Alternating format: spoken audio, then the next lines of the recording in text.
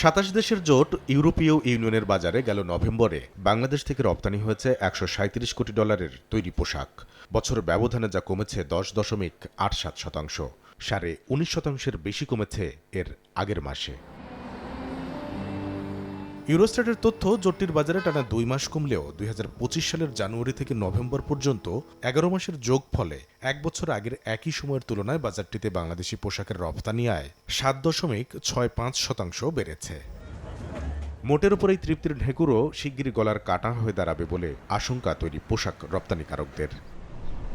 মার্কিন বাজারেও গেল অক্টোবরে 2025 সালে প্রথমবারের মতো বছর ব্যবধানে মাসভিত্তিক রপ্তানি আয় কমেছে বাংলাদেশি পোশাকের। রাজনৈতিক অনিশ্চয়তা লেগেই ছিল এবং এই মুহূর্তেও রাজনৈতিক অস্থিরতা চলছে।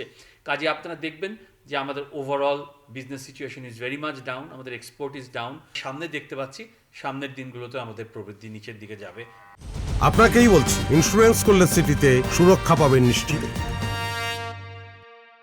রাজনৈতিক সরকারের দূরদর্শী সিদ্ধান্ত, নীতি কৌশল ছাড়া সংকুচিত হতে থাকা বিশ্ববাজারে ঘুরে দাঁড়ানো সম্ভব নয়। ক্রয়দেশের মর্জি বিশ্লেষণ করে এমনটাই বলছেন উদ্যোক্তারা। সবগুলো বায়ারদের একই মন্তব্য যে তারা রিস্ক মিটিগেশন যেটিকে বলে সেটি তারা করছে। তাদের কর্পোরেট অফিস থেকে বাংলাদেশকে একটি হাই রিস্ক কান্ট্রি হিসাবে আইডেন্টিফাই করেছে এবং তাদের রিস্ক মিটিগেশনের কারণে বেশি দাম দিয়ে হলেও তারা ভিয়েতনামে কিংবা পাকিস্তানে অর্ডার প্লেস করছে।